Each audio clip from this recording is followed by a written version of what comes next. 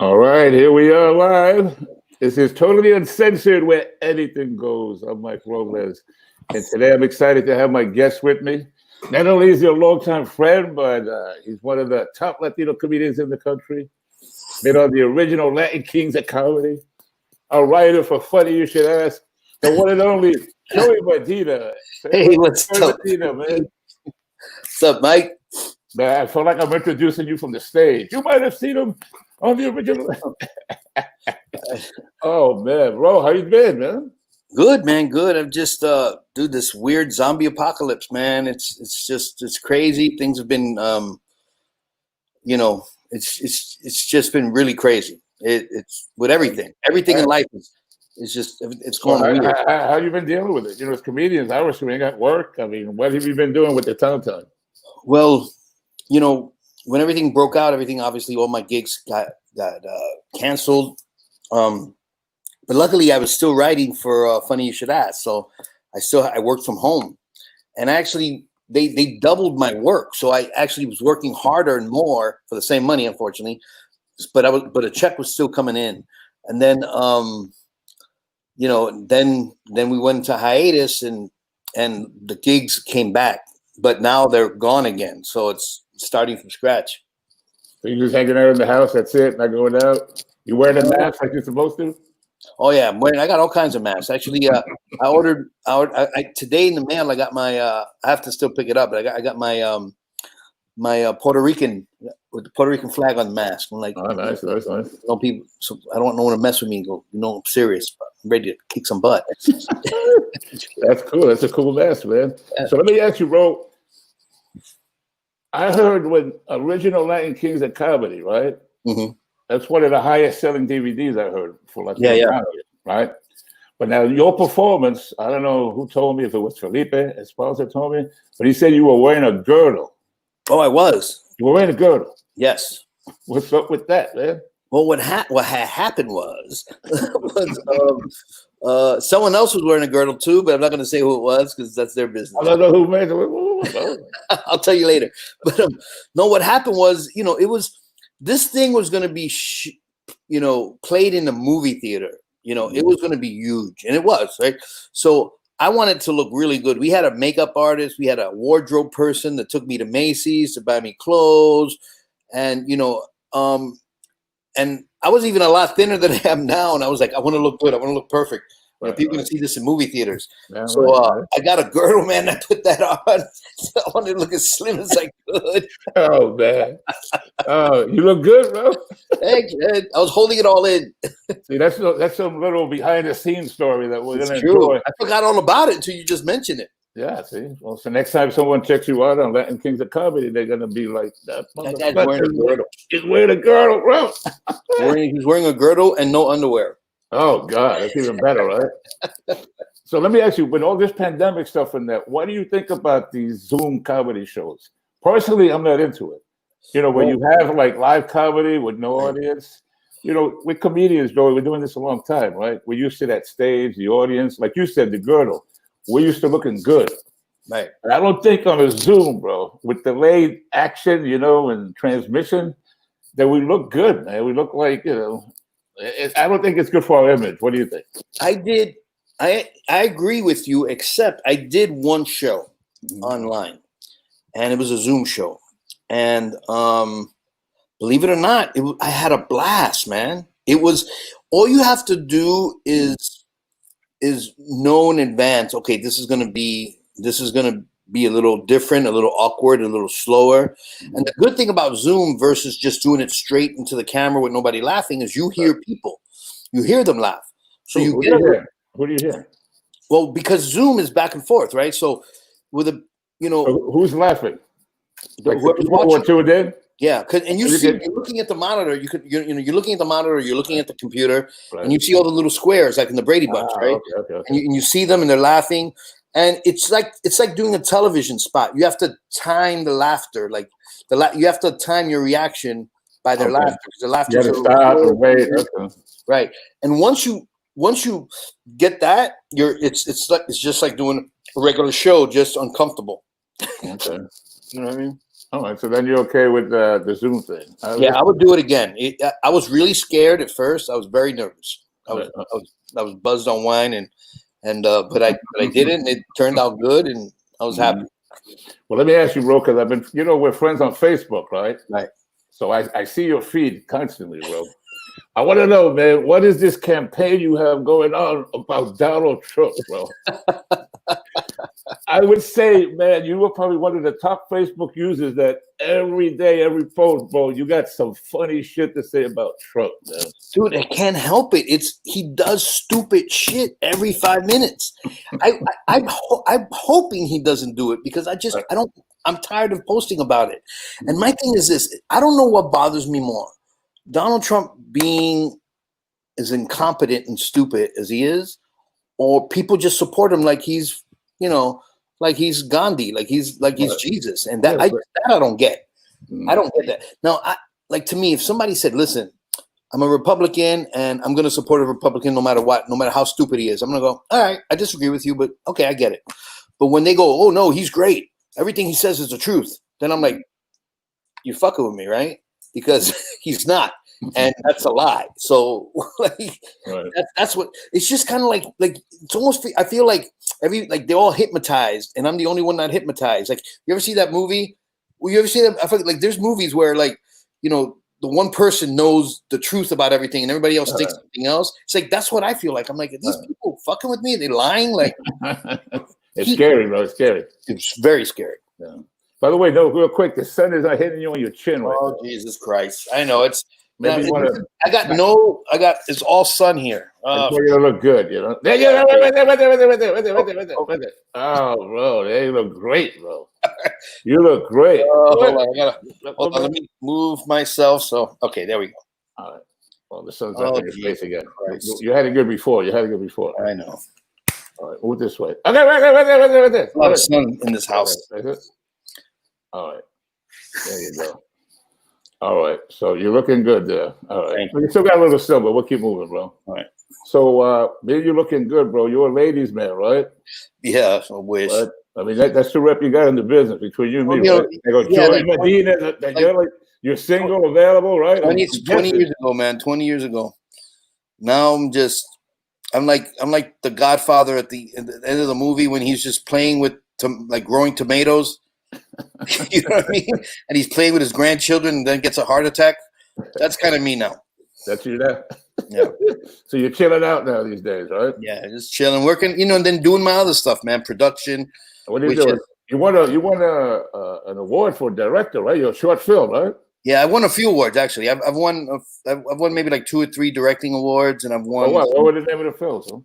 Well, the first award I won was for the first movie I did was it's El Matador. And that's the one that everybody's in. Paul Rodriguez is in it, Felipe Esparza, Emilio Rivera, Gabriel's in it. Right. And your favorite comedian, your favorite comic, Ernie G is in it. Oh, yeah. Well, remember Ernie G? He's the one that you wanted to punch in the face, right? Yeah, I wanted to punch a lot of people. Yeah, Ernie and I got into a little thing. I don't like to talk too much, but him and I got into something one time. Because you used to be a boxer, remember that? Yeah. Of course you remember that. I know people remember that you used to box. Right.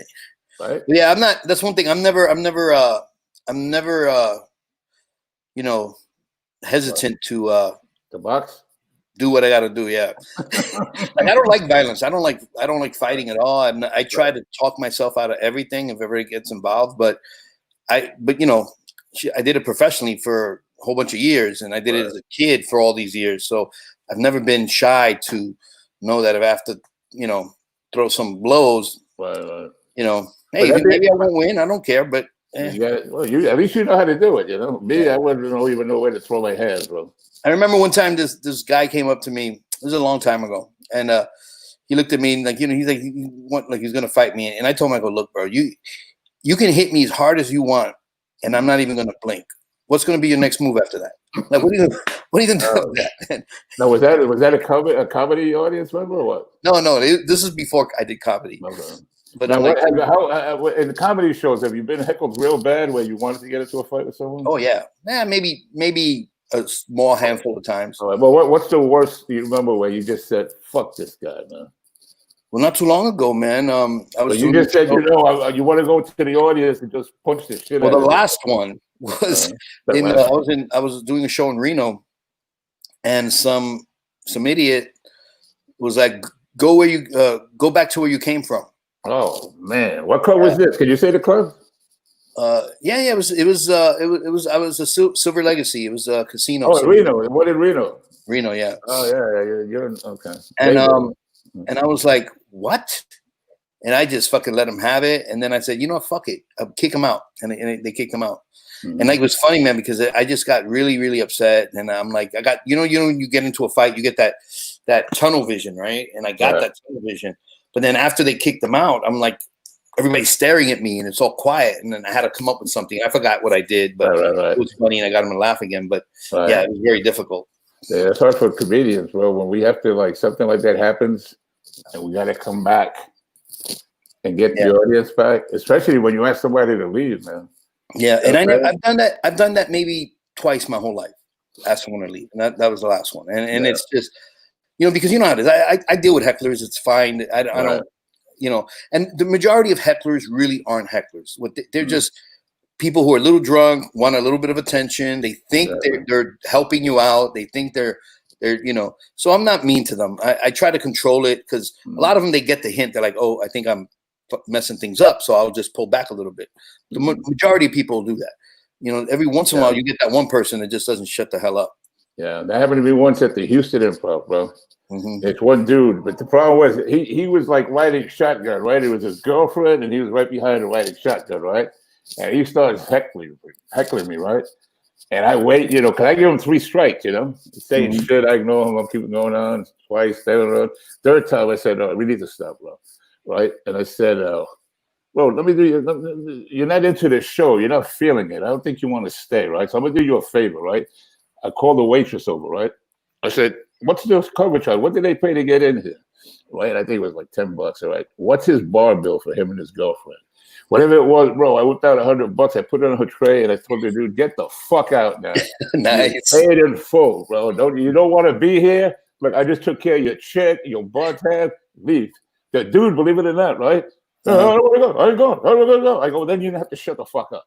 Right. And the rest of the show, bro, the dude was, but he was trying to, you know, these dudes, bro, they try to be funnier than the comic to kind of impress the girl. Mm-hmm. Big mistake, bro. They don't realize comedians, bro, will eat them up alive on stage, bro. You think, right? We got the mic. Oh, yeah. You think you're going to walk off the stage letting a heckler fucking, you know, slam you down, bro? No, of course not. And then it's the same. How embarrassing would that be? What? Yeah, I know. How embarrassing would that shit that'll be? never happen. And it's the same thing like on Facebook. You know, like people try to be funny, try to on one, you know, up one you, and I'm like, dude, I do this for a living, man.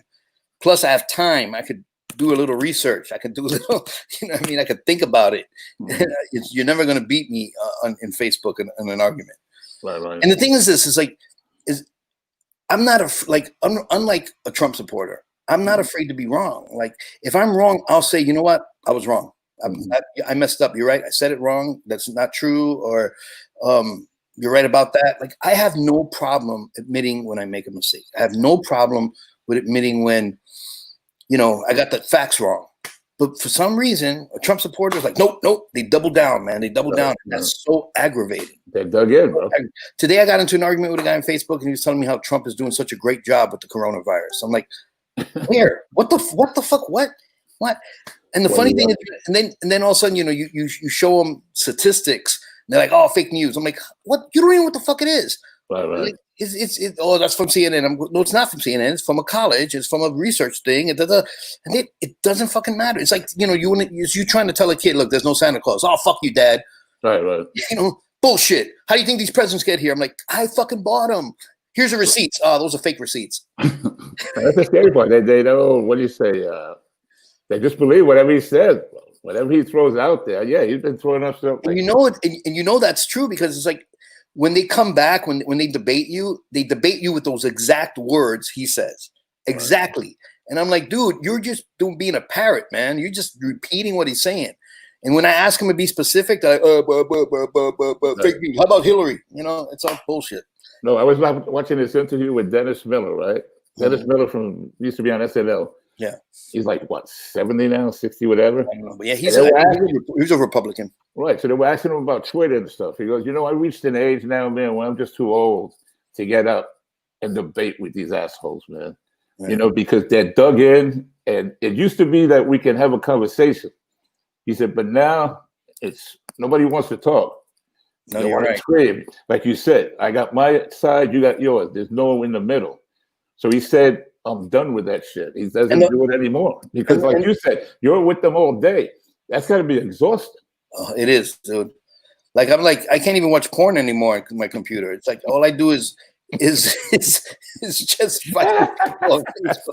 I can't wait till this coronavirus is over. But but the funny thing is I try to be very careful, because some of the people who I argue with are my actual friends, people I've known for a long time. You say that there's been a lot of friendships broken, bro, because of this whole thing, right? And that I refuse to let happen. Like, I don't want that to happen. Now, if it happens on their end with me, that's their fault. That's their issue, not mine. Mm-hmm. But I will not unfriend a friend. I will not unfollow a friend over this. I think that's losing. I think if you do that, you're being dumb. I think you can debate really hard, but as long as you're not talking about Trump stuff, you could laugh, you could joke, whatever. Right. So, because I think that's the best way to do it. I don't want to have any animosity over my different view from somebody. I try to respect their views, even though they're crazy. You know what I mean? But it doesn't always work that way, though, man. These, they I don't know, man. You see those, I'm friendly this, I'm friendly that. It's just, even if you don't say anything, Joey, you just know what their thought is. And you know that they're supporting this dude. So even if you don't say anything, in the back of your head is saying, man, this fucking guy. You just don't feel the same toward them like you used to. You know what I'm saying? Yeah, you're like, how could you think that? Like, and it's a shame, man, that's where it's come to, man, And to be honest, dude, I hate politics. I don't, because I think all politicians are full of shit. All of them, Democrat, Republican, whatever they are. They're all liars. They're all trying to get reelected. That's all they're trying to do. I am not a big Democrat. Like, I'm this. No, I just think Trump is a piece of shit. He's a horrible human being. A horrible, bad person. Bad person. Right. So let me ask you, if you had him face to face, what would you tell Trump? You got 60 seconds, Joey. Go. I would just tell him, you're the biggest piece of shit I ever seen in my fucking life. And if I'm allowed to punch him, I'll punch him. Yeah, you can do that. No Secret Service. If he had no Secret Service, I'll punch him right in the fuck. He's the only person in the world that I feel that way about. The only person. Yeah. He's been able to tap into us, the fucking anger, man, and the hate, bro. He's been able to tap into us.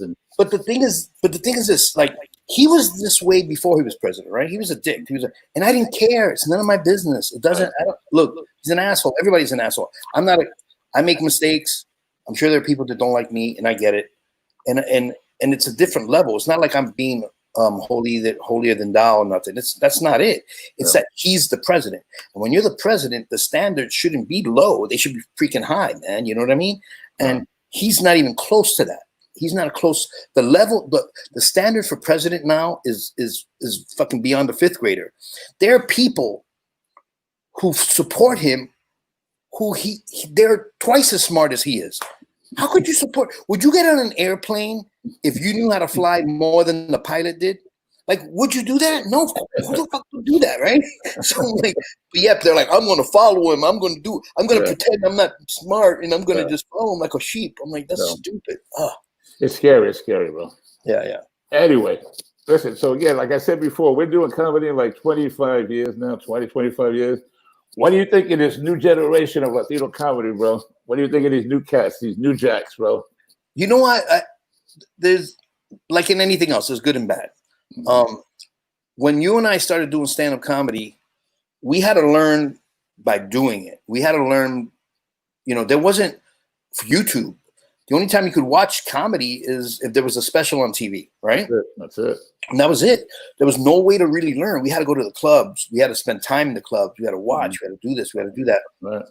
Nowadays, comedians are becoming comedians quicker because they're learning faster. And one of the things the positive things that I like about Latin comedy now is that Latin comedians are doing way better material. They're not being like back in the day where everybody had to do a tortilla joke or my tia joke or this joke. And you know, and I'm guilty of that too. I think every Latin comic was guilty. That's what people bought. That's what they sold. You know, when there weren't that many Latin comics, so when Latin audiences came to a comedy show with a Latin comic, they wanted to see a representation of themselves. They wanted us to talk about the tia and the tío and the da da da da and the this and the that. So we gave it to them. I mean, that's why your shows were so successful. You know, the Locos and Local Comedy Jam, and because it was like, that's us. Latinos were like, that's us. That's who we are. But now I think comedy is more sophisticated. I think you can be a Latino comic without being a Latino comic, or not being. You can be a Latino comic without pandering. You know what I mean, to the audience. Yeah. But you know, but you still do it, but you do it in a better and a smarter way. You know what I mean? And it's just and you know, and I just think that. So I like, there are a lot of good Latino comics out there. There are a lot of good, a lot of comics out there that all of a sudden I look at them, I'm like, oh, okay, they're kind of okay, and then a year later they're killing. I'm like, how the hell did that happen? You know, but good for them. Right. I agree with everything you said. I just think there's a group of them. I don't know if it's the ones who are more, let's say, like on a 5 to 7 year level, but let's just talk about like the ones who are just coming up, and they're looking for instant fame, right? Instant success. You know what I'm saying? They think they, put out a 5-minute set and where's Hollywood? And that's the problem I have with some of the open micers, in the sense that they don't understand the game. They don't understand it's a process, right? You got to put in the work. You got to go and do a lot of sets. And then, you get better, you develop. And then, then I guess, the next best thing happens. Well, a lot of comics expect like less than a year, like with Hollywood, it don't work that way. In other words, they're not ready, but they think they're ready.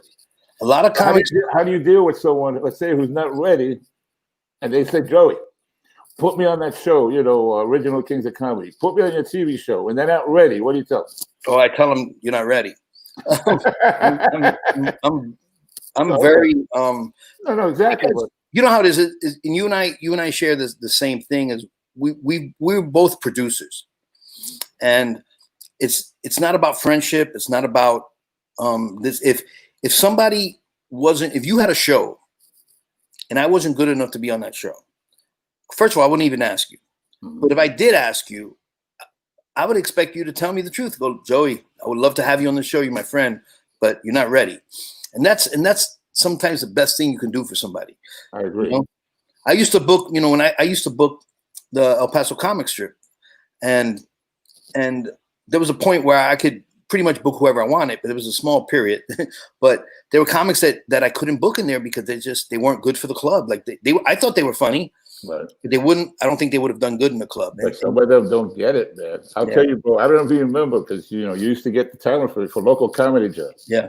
So we're taping Local Comedy Jam, right? And you always have like extra comics show up in case nobody shows up, right? Right. We can fill them in, which is smart. I would do it. So you got all these comics standing by, hoping someone who's scheduled to come on TV doesn't show up, right? Right. So, but everything's going fine. So there's a comic. I won't say who it was. The dude was from, I don't know, San Francisco, Stockton, whatever it was. He's standing there like on the side, knowing that I keep walking back and forth using that way, right? Try to get my attention, right? Excuse me, Mike. I go, yeah. He goes, hey, listen, I'm so-and-so. You mind, man? Put me up for 5 minutes. I swear, bro, I'll destroy the room, right? Now, I don't know who this guy is, right? And I look at him. I'm like, straight to the room. I said, all right, yeah, I'll keep that in mind, bro. And I walk away laughing. I go, I don't even know who this dude is, but he said he would destroy the room, right? So I come back the other way. And again, yo, Mike, I promise you, bro, you put me up there for 5 minutes, I won't let you down, bro. I'll kill, right? I said, all right, thanks. Thanks for letting me know. Well, sure enough, bro, someone don't show up. I said, you going to promise me? You're going to destroy and kill, right? He goes, I said, go get ready. Go to the makeup room, right? Dude comes out. I bring him on stage. 5 minutes, bro. The dude fucking died, bro. It was nothing but crickets. Cricket for 5 minutes, bro. I'm purposely, bro, waiting off sides of the stage like this, bro. Waiting for this motherfucker to get off stage. He walks off the stage. He looks at me and then he runs away. That dude just pulled out the door, bro. they don't, here's it. This is a perfect example when you're not ready, bro. Like you said, we're producers. We know when someone's ready, man. Yeah. When someone's not ready, right? This dude wasn't ready. There was another dude, I don't remember, the dude from, I don't know, Colorado, I don't know where he's from, New Mexico or something. I think you had told him, unfortunately, bro, that he didn't make it. Right. And he said, yeah, Joey told me I didn't. I go, well, I'm not sure about that. He goes, well, is something wrong? I go, yeah, personally, bro, the way you look, I don't think you would want your parents, your family to see you on TV. Seriously, I said, I personally wouldn't want to be seen with the set you just did. Right. Because he kept looking down and walking. Oh, wow. So, he was talking, doing this all the time. Going like this. Yeah. He goes, oh, no, I thought it looked good. And I don't know if you remember. I said, come with me. And I walked him to the control room. And I showed him his fucking set, bro. I think you were there. And I said, here, would you want to be seen with this set, bro? Yeah. Right. He goes, ain't too bad. I go, well, you ain't going to be seen, bro. I'll do you the favor. You ain't going to be seen. You and still, he said, it don't look bad. Yeah, no, it's stage presence. And the thing is this, when you're doing stand-up, you need stage presence. You shouldn't be doing that on a regular show. And especially on a TV show or like, I forgot who it is, how many comics asked you to be on the show or even asked me to be on the show. Sure. And all they do is talk to the audience. I'm like, you can't talk to the audience on television. Right. It doesn't work that way. I go, you need to talk to the camera. It's got to be to the camera. And before you know it, I remember, I forgot who it was exactly, but I remember somebody kept on telling me, Joey, come on, man, I want to do it. I want to do it. Da, da, da, da, da. And I'm like, brother, you talk to, he goes, no, I won't do it. I'm like, okay, then do me. And I think you came down to the Laugh Factory and I said, okay, do a set. And I told him, don't talk to the audience. Mm-hmm. And all he did was talk to the damn audience. And then you left. And I'm like, and he came off. I'm like, dude, what the fuck was that? He goes, like, dude, sorry. He didn't get on the show because It's just, it's television, man. You can't fuck around. Everything from the production of it, from the lighting to the audience, everything, camera angle, everything, you have to do the best you can with what you have. And the thing is, we had a lot of good comics and there's no reason to have a shitty comic on. That's right. And for these new comics out there that who are going to do your first TV spot, let me give you some free advice. Take your time, right? I mean, take your time. Tell the joke, give it a couple of seconds, go on to the next one. Don't rush it. Why do you want to do that? Because let's say the jokes don't, they don't work, right? There's no laughter. Well, when we edit the show, we can put some in for you. Right. But if you go too fast, right, from A to B to C to D, you're not giving me enough space to throw in a laugh for you. So and every audience is different. There are audiences that don't get a lot of laughs, and you're like, oh, fuck. And you just have to think yourself, like you said, okay, they'll sweeten it up. They'll put in the sound. They'll make it funnier. Right. And then there are audiences that laugh too much because they know that's TV, and you're like, so they start laughing at the setup, and you're like, here we go. Right. You know what I mean? You know the work when the audience goes like this, woo! Yeah. You're like, I didn't say nothing. Just laugh like a normal person. Well, that's that's all part of producing too. You got to make sure you have a good warm up. You got to make sure the audience knows what to do. You got to make sure they understand all the rules, and you got to get a vibe of the audience, and the comedians need to get a vibe of the audience because their set may not be like a regular set. It may be, but it may be the audience doesn't laugh well, or maybe the audience laughs too much, or maybe where they, you never know. You have to adjust, and because it's TV, you don't have the opportunity to really go back and forth with the audience. You just got to do your material. And the thing is this: if you're doing, let's say, an 8-minute television set, you may not do that. If you're doing well, or if the audience is one of these audiences that laugh too much, you may not do your whole fucking 8 minutes. Right. You know what I mean? Or if the production is going late, you may not, hey, guess what, man? You're doing 4 minutes. Right. Just it is what it is. You know what I mean? And you just have to adjust. You got to get ready and adjust. Right. And I've done that many times doing a TV thing. I'm like, all right, let me change up. And then just but that's preparation, that's preparing, So as if you had to tell me, what mistake do you think young Latino comics make? Like if you had to give advice to these comedians, what is the mistake they would make where you go, what would you say? These are things you should not do. Don't say you're a headliner when you're not. Don't say you can do an hour when you can't do an hour. And or better yet, don't say you can do an hour when you can't do a good hour. You know, some people go, I'm a headliner. I'm like, no, you go on last at a bar. You're doing 20 minutes like everybody else did 20 minutes. That going last is not a headliner. Headliner is the guy who goes in there and blows it apart. Headliners, it's like a boxer, right?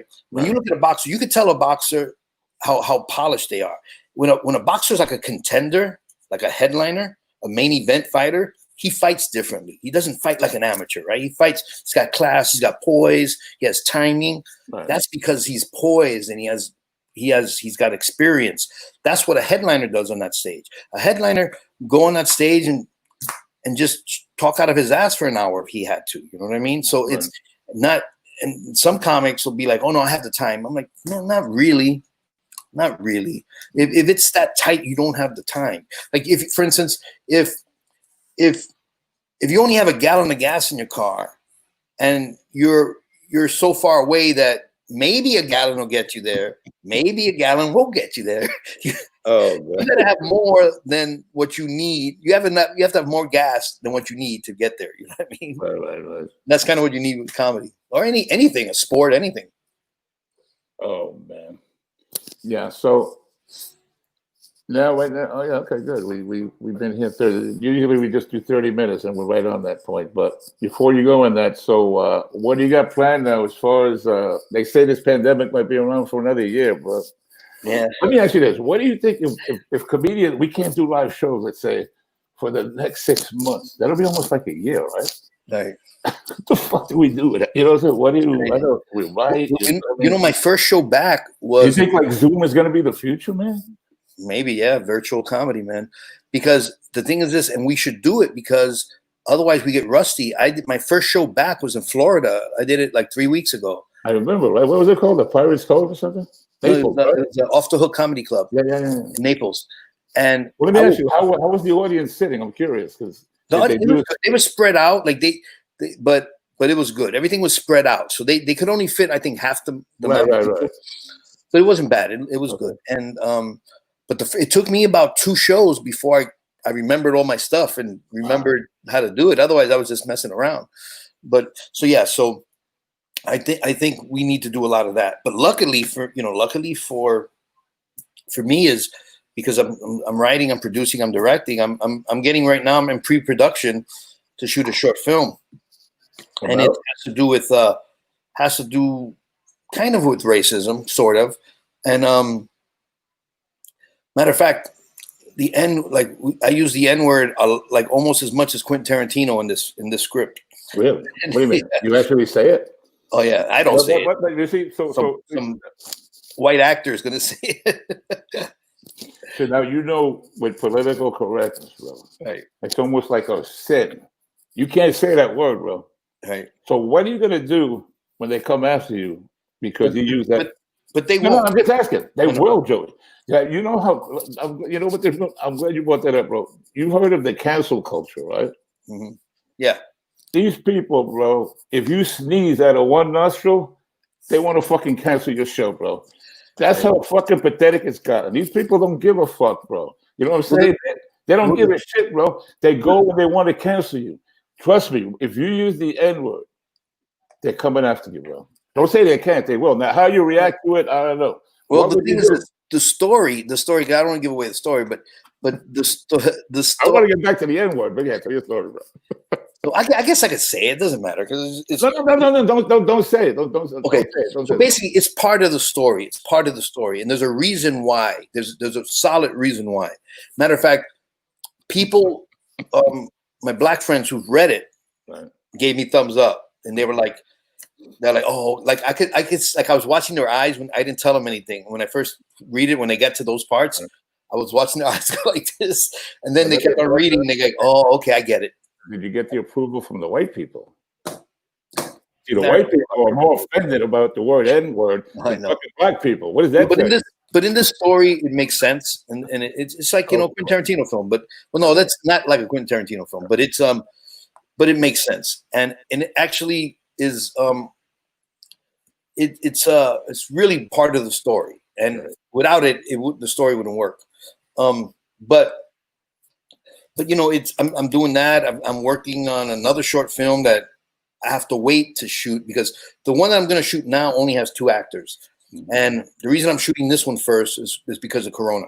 Okay. Actually, I want to shoot the other one first, but which is about transgenders and gays. So you know, I'm picking all these topics that are really hot now. Is that the one with the N word? No, the one I'm shooting now is the N word. That has to do with what, coronavirus? No, it's not coronavirus. I'll give you the story. Basically what this story is there's a man who's a well-to-do middle-aged businessman who finds out he has just a short time to live. He's got terminal cancer, and you know he doesn't know how to handle it. But he remembers that if he dies in a homicide, the life insurance doubles. Oh, okay. So he doesn't tell his family or anything. One day he makes a deal with somebody to kill him. He's going to pay them money, but the person backs out. So desperately, this guy's driving around, Compton, and he's driving around. He's looking. You don't know what he's looking for, but he's looking, and he sees these two black men doing some kind of deal in an alley. So he makes a U-turn. He parks his car and he walks into the alley. One of the men walk away, and then one of the other guys, he's like over 6'3", 6'4", he's counting money, and he walks up to him. And the guy's like, "What do you want?" And he just calls him the N-word. And he's like, "What?" He calls him again. And then before you know it, this guy beats the shit out of him, and he's beating the shit out of him. And he's bloodied up. And then, the black character is so worn out from beating this guy that he just falls next to him, and he's looking at each other like, he's like, "What the fuck is wrong with you?" And the guy explains, "Man, I thought you were just gonna shoot me." He goes, "What do you think? I have a gun just because I'm black?" Oh, so they explain. So they actually talk about their lives together. And they sit there like in that movie Enemy Mines, and they just kind of have this conversation. And a white guy shows a picture of his family, and his wife is black, his children are black, and then the other guy, then the black character showing the white character his family, and they're having this conversation about life and about why, about all this. It's really deep. It's a short film. It's only 8 minutes long, pretty much 8-10 minutes. And then, but at the end of the film, the black guy's talking to him, and he turns because he doesn't answer, and the guy's dead. He did die. Oh, wow. So that's what the story. That's the story. Yeah, That's gonna be the next one you shoot. Yeah, that's a short film. Yeah. And how long is that short film? So this one's gonna be around maybe 8 to 10 minutes. Nice. Man. And so I already have the location. I think I know who the white character is going to be, and Can you share it with us? Who's going to be? Yeah, no, you don't know who he is. Okay. So he's just an actor, not. But he's going to be in LA though. Yeah, I'm shooting this in LA, and it's all one location, but it's going to be. But the trick with this production, even though it's about 8 to 10 minutes long, it's actually going to be a lot difficult to shoot because of all the makeup. So there has to be the transition. So even though the fight itself may take on film maybe 30 seconds to a minute, every it's got to be bloody nose. Then we got to stop. Then put on prosthetic. Then we got to do more action. Then we got to stop. Then put another prosthetic. Then we got to stop and do something else. Wow. And each one of those makeup things, because I'm speaking with my special effects makeup person. So each one of those things is going to take about 45 minutes. So. Wow. It's going to be about maybe 3 to 4 different stages of makeup. So that's a few hours, just that alone. So then as a director, I've got to worry about the lighting. I got to worry because, in hours, the lighting's going to be different. So I've got to figure that out with my cinematographer. I've got to figure out the makeup time. And then I've got to figure out how to shoot this safely because of the coronavirus, which I already pretty much have how I'm going to do this. So it's going to be a small crew, only 2 actors. Everyone's going to wear a mask except for the actors, obviously. But we're gonna, make sure they're healthy. We're gonna make sure that they're doing okay. And then, it's all in the planning, man. Everything, in production, it's all in the planning. And if you plan it well, it's gonna turn out good. And I have the character or the actor that's gonna play the white character. I really like him. I think, it's just gonna work right. He's about 5'7", which is good because I want him a lot smaller than the black character. The I got 3 different actors I'm looking at for the black character, and they're all like 6'3", 6'5", huge men. I don't know, bro. That sounds racist to me, bro. Why do they gotta be tall black men, bro? Why can't it just be like 5'10", 5'11"? Because it's got to be somebody big enough to kill somebody with Bro, their what bare you hands. saying? Are you saying a 5'9" black man can't kill somebody? Bro, that sounds like some racist shit to me, bro. That's height race. I want to protest your film, bro. That's what I'm talking about. See, this cancel culture, bro. That's how ridiculous it is, bro. Right? I mean, what do you feel about these people? That they come and let's say they look at your act and they might get offended by a joke. Now they go to the comedy club and say, "We're not going to go to your club no more unless you get rid of Joey." You know what I'm saying? I think that's wrong. You think they've gone too far? Yeah, this thing that's wrong. Like this is the thing. I'm not, like Roseanne. She did what she did. I forgot what the fuck she did. I disagreed with what she did, but I don't think she should get fired. I don't think the reason. Now, this is the thing. She has the right to say what she wants to say, but the network has the right to do what they want to do too. So if they decide, hey, I'm going to fire you, well, no shit, then you get fired. I wouldn't. I personally never would have hired her, but because somebody says something that you disagree with, or majority of the world disagrees with, it doesn't necessarily mean they should be fired. Some people should, but not everybody. And the only reason is because people have the right to be stupid. I mean, look, if Trump would have been fired on his first day, he never would have got the job, right? But he said dumb shit over and over and over again. You're like, oh, he's not racist. I'm like, how the fuck are you not racist? When you do racist and say racist shit. Of course he's racist. That's the president, Yeah. But I whatever happens, you remember back in the day growing up, I don't know, but you remember it's like if you don't like it, switch the channel, bro. Yeah, and that's the way I feel. Just switch the channel. There's no. These people walk around with like plastic bubble wrap, because they're so that hurts. Well, this is insulting. For what? Don't cancel, take food off somebody's table, bro. Right. It's switch like the channel, or just tell them to apologize, do something, but don't take away the food that they eat, bro. Dude, and even this, like their comics, I don't like. Like not many. It's probably maybe 1 or 2 that I don't like. Okay. But I'll never ever take food out of his mouth. For instance, if somebody so many times I've heard people go, "Oh man, this guy named Ernie G, I love him. He's great." I'm like, "Oh, that's good. Yeah, good." I don't say nothing. I don't say nothing negative. I'm like, whatever. I personally, that's just my personal opinion. I don't have any love there. But I'll never take any food out of someone's mouth. And if somebody goes, "Hey, I want to recommend you," I'm like, dude, do what you want to do. Hire who you're gonna hire. That's none of my business. And because I don't want to take food out of somebody's mouth. And but there was a point I was trying to make, but I can't remember. But anyway, I think they push it a little too far, man. Like switch the channel. Have the person apologize, or at the end of the day, bro, is have a conversation with that person. You know what I'm saying? Have a conversation with them. Say, you realize what you did here. We're going to tell you why we're offended. And then let that person tell you, oh, this is where I'm coming from. Right. You meet in the middle. You talk about it. But now we're not going to talk about it, bro. What? I'm going to go straight for your jugular, bro. Cancel the motherfucker. Right. Nobody talks no more, man. If you did something, I go, Joey, listen, this is why people feel this way. First is get rid of Joey. You see the difference? Right. So that shit got to stop, bro. Because and then people go ahead. And then they got people apologizing for shit they did 20 years ago, like a dumb joke or an old Twitter. I'm like, look what happened to Kevin Hart. They found some gay jokes he did 5 years ago. Right. And the Oscars wanted him to apologize. Right. And God bless him. He said, nope, ain't gonna happen. Right. And the poor guy, he lost that gig because of a tweet from 5 years ago. Yeah. These people don't believe that people can evolve, right? We evolved, right? No, of course. We change. We get a little wiser. Trust me, I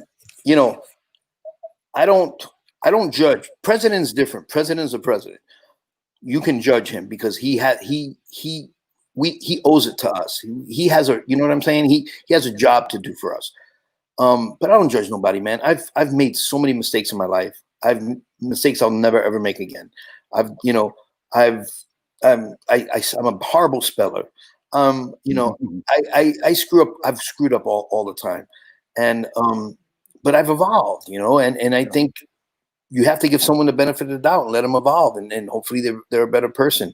I remember one time when I was a kid in the Bronx, growing up in the Bronx, I hated Koreans with the fruit markets because I thought for some weird reason I was in junior high come school. on, man. Those, No, they open 24/7, bro. no, but this is Koreans, check this stupid mentality I had. I thought the government gave it to them. The government just hooked them up, and I was thinking like, who the hell who these people think they are coming to this country and then getting the government to pay. And then someone told me, they go, no. Wait, let me ask you, how old were you, bro? I was 7th, 8th grade. All right, so that's 7th, 8th grade. So you're like what, 14 years old, something like that? Yeah, so I was like, I had the mentality of Trump. All right, so then there you go. You learn from the master. Yes. All right, so then someone told you what? Someone said, no, what they do is they come to this country with very little, they save up, right? Then when they save up, they bring their family in, they work hard, they save up, and they spend their own money, and they do. And then I literally, like a switch, I went, holy shit, that's awesome. That's the American dream. and I totally did a 280, 180 like that. I'm like, I got it. Okay, cool. You know what? I was completely wrong. But like, I don't mind saying I was wrong. Right. We all as human beings do things or say things or believe things that we find out later wasn't right. Black Lives Matter. When it first came out, I supported it. I always supported it because I understood what they stood for. But I didn't like the name. I'm like, oh, dude, you should say All Lives Matter because that way it's more productive. I thought it was counterproductive to call it Black Lives Matter. I thought it was, and then I started hearing why Black people are calling that, and I would hear that, and I'm like, oh, okay, I get it. You're right, it does matter. And then I get it. It's like, why can't they have something for them? It's Black Lives Matter. It's just like when somebody says, save the dolphins. People don't go, oh, hey, how about the whales? Or hey, how about this? Nobody gives a shit. Right? It's just, ASPCA. Like I posted something today. It's a animal whatever association to get cruelty of animals. And but what if somebody goes, hey, how about cruelty of all living things? Like, come on, it's like at some point, let people have what they have. African Americans, man, Black people have been fucked over for 400 years, and that's no joke, man. And I didn't even know all that shit. I at one point, I'm sure I thought the same thing. Well, hey, there's nobody around now who's a slave owner. Nobody around now who's a slave. But no. But they've been fucked with for 400 years straight. Right.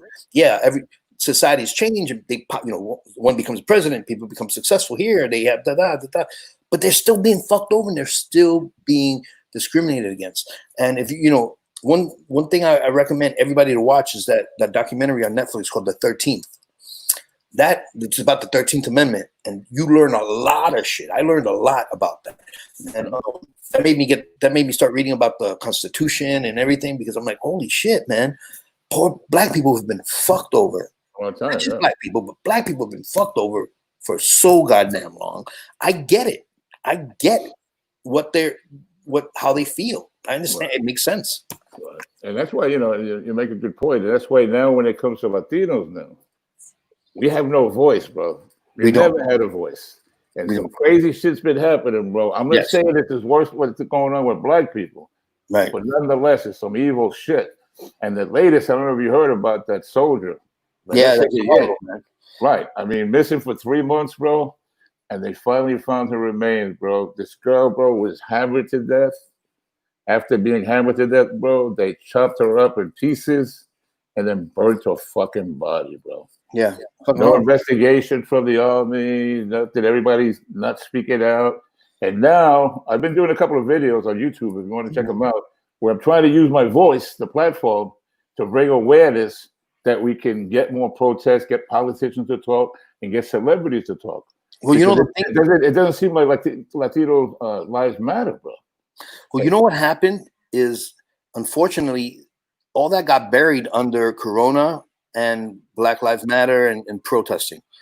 It got buried under that. No. I'm talking about like buried as far as the media. The media should cover it. I'm talking about, forget the media for now. Okay. I'm talking about us, Latinos, more protests. For example, like celebrities, bro. And I'm sorry, I called them out, bro. The J-Los, the Mario Lopez. I called out a few people. Check out the video.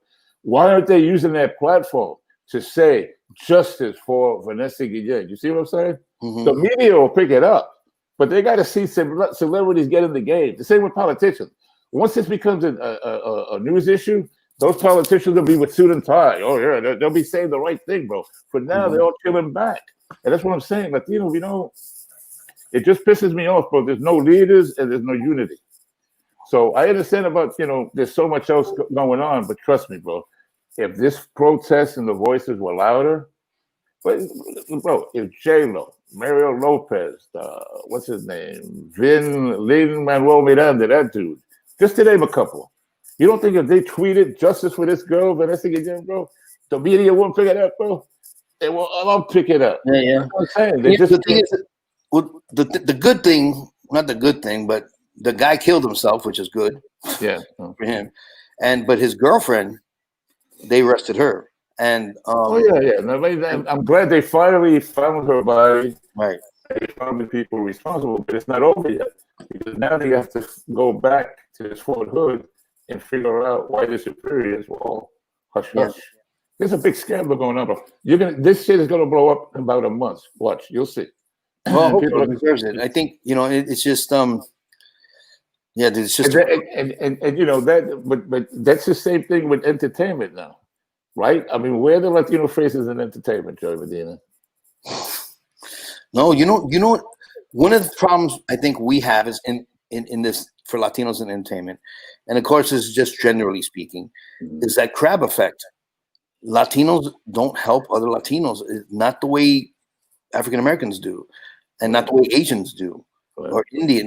Like for instance, they really, black people back each other up. When a black person does something, they bring other black people to help. They bring the black crew, they bring black writers, they bring it's good, and that's nepotism works.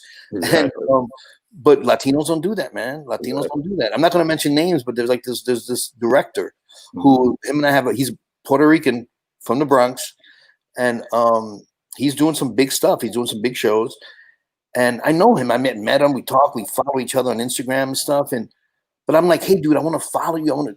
Can we have lunch? Can I take you to lunch? I want to talk. This is my thing. We have very similar backgrounds. Nothing. Never gets back to me, and I'm like, that's kind of just odd. Like because people hit me up all the time. Right. I always try to make time to say, hey, what's up? And I could tell if they're crazy, and then I blow it off. Or I could tell they're just hey man, I want to be a comedian. I'll take time and I'll write them and I'll you do this. And if I got the good vibe, I'll call them. You know what I mean? And there's times I've met right before Corona, I met a comedian who hit me up, and I'm like, yeah, let's have lunch, and we had pizza and we talked about comedy, and they asked me a bunch of advice, or asked for advice on this and that, and I gave them advice, whatever I could do. And I don't mind doing that. I think that's a good thing to do. But when I see Latinos not doing that, I just don't get it. Like I'm like they don't get it. They don't get it. And for people who heard the Latino crab effect, right, just so you understand what it is, just picture crabs in a basket, and you trying to get out of the basket, right? The more successful you are, the closer you are to getting out of that basket. Right. But then there's also, another Latino crab behind you who's gonna bring you back down into the basket. They don't want to see your success. And that's the Latino crab story. And you're right, Joey, there's a lot of it out there, bro. Latinos can't see others and you see it on Twitter too, bro. You see it on Twitter. These bloggers, bro, Latino bloggers, they all want to be, how would you call it? They don't want nobody else to shine, bro. They want to be the first with the story, and if not, I'm not going to help you, who you broke the story. It's all bullshit, man. But as far as comedy goes, right, like what you mentioned, I remember, like, if you go, to the Laugh Factory, right, Chocolate Sundays, right, you talk about blacks supporting blacks, right? Who do you see in that audience, bro? Blacks. You see fucking rappers, basketball players, actors, all in the audience supporting the comedians. When you have a Latino show, bro, what Latino celebrity you see sitting in that audience, bro? Right. I have never seen one, bro. No Latino celebrity support Latino comedy, except when they see them on Netflix. Oh, that motherfucker's funny. But they won't support us live, bro.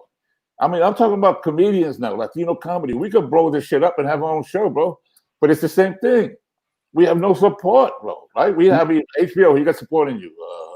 I mean, the thing we're a lot of us are doing well. I'm tired of that shit, bro. We're doing well individually. We're not doing well as a group, and we're not helping each other up. Like one of the best examples of blacks helping blacks is Kevin Hart. What Kevin Hart does is perfect. It's amazing. He has a group of guys, right? And if one wants to be a writer, he writes. If one wants to be a producer, he produces.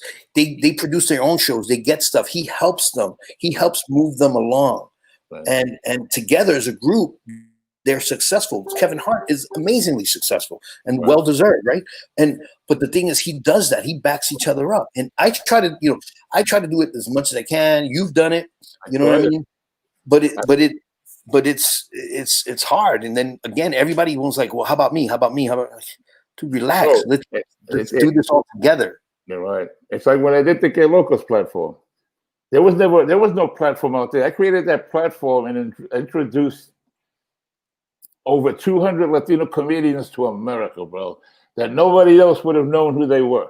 Because Locos came on every Sunday at 10 o'clock for 1 hour, and the show became very popular, right? Where was the support, let's say, from celebrities or actors? You know what I'm saying? To try to unite and maybe bring this show to an HBO, let's say. Right? Or a Showtime, something like to elevate it from where it was on Gallery Show.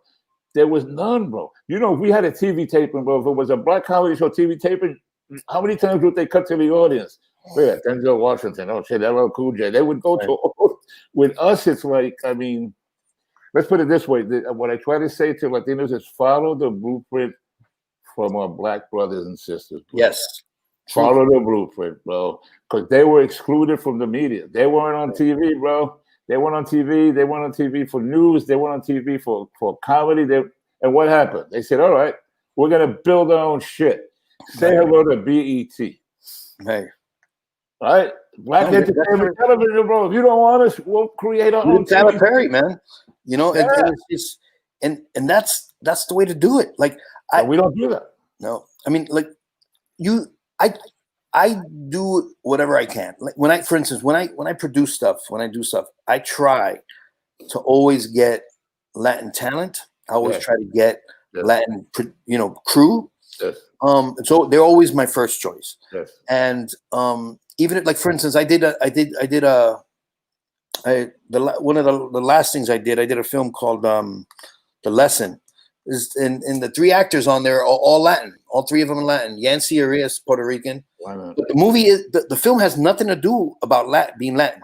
None of it's never mentioned. It's never brought up. There's no reason to bring it up. It's just three actors, but all three are Latin. And I decided to have all three Latins.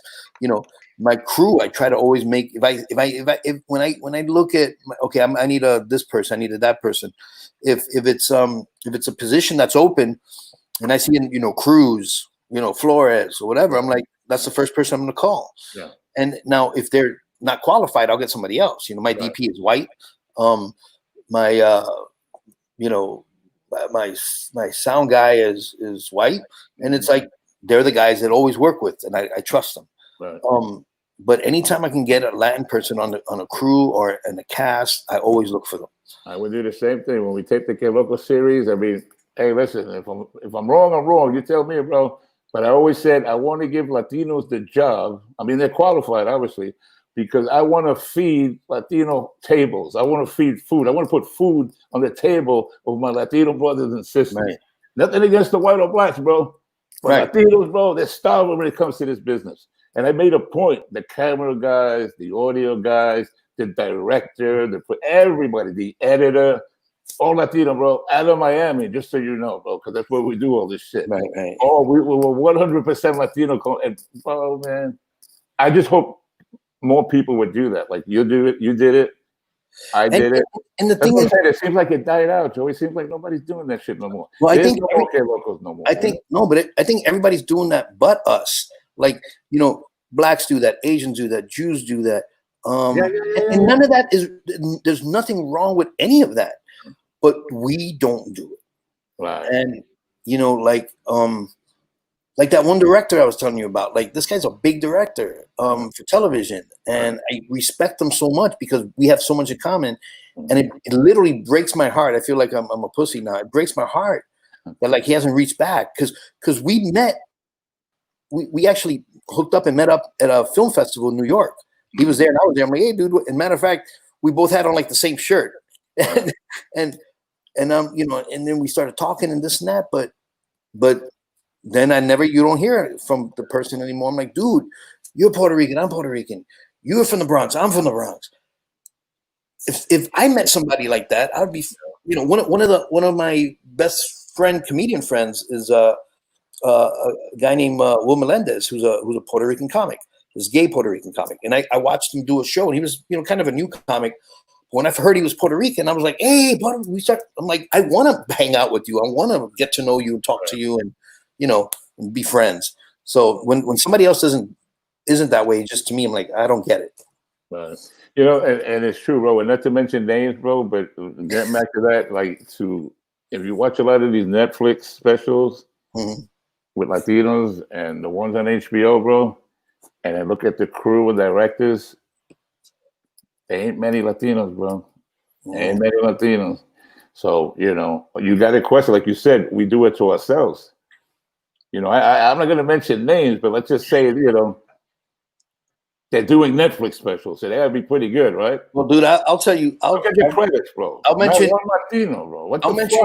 I'll mention another thing, and I'm not even going to mention the name, and I'll tell you off camera later. But there's a guy who's a producer who he did his first comedy special with me. I did it, and I made him look good. It was a really good special. I'm not going to mention which special because I don't, you know, but and then he started doing all these other shows that were on television and never called me nothing. And one day I hit him up. I'm like, dude, it fucking hurts my feelings, man. How come you're getting all these new comics on these shows, not me? And then he's like, oh, but. I'm like, all right, whatever.